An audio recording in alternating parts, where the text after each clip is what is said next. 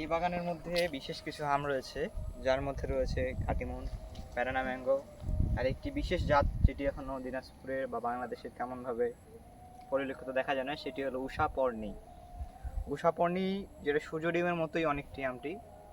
আমি আমাদের যুবক ভাইদের জন্য একটু উপদেশ দিতে চাই। আমিও ছোট মানুষ, আমার এই বিষয়ে তেমন আহামরি বেশি নলেজ নেই, তবে যা অর্জন করেছি তার মধ্যে যুবক ভাইরা আপনারা এগিয়ে আসুন, উদ্যোক্তা হন। আপনারা বুঝতে পারবেন বাংলাদেশকে এগিয়ে নিয়ে যান বিশ্ব দরবারে। আপনারা সকলেই বুঝতে পারবেন বাংলাদেশ কতদূর কৃষিতে এগিয়ে রয়েছে। আমরা এবছর বাংলাদেশ থেকে প্রায় 5,000 কেজি আম দুবাইতে পাঠিয়েছি। বাংলাদেশের মানুষের মধ্যে রয়েছে খুব কর্মধারী চিন্তা, তারা খুব কর্মশীল।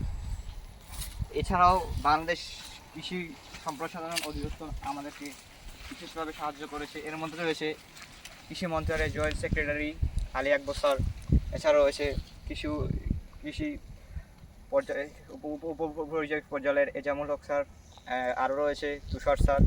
তারা আমাদেরকে খুব সাহায্য করেছে আমাদের আমগুলো উৎপাদনে।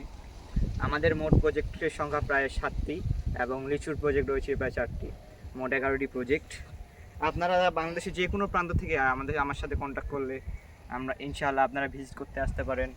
আমাদের বিভিন্ন বৈজ্ঞানিক পর্যায়ের গাছগুলো উৎপাদন করা থেকে শাওন করা হয়, গ্রাফটিং করা হয়। আপনারা বাংলাদেশের যে কোনো প্রান্ত থেকেই গাছ অর্ডার করলে আমরা আপনাদের হোম ডেলিভারি করব।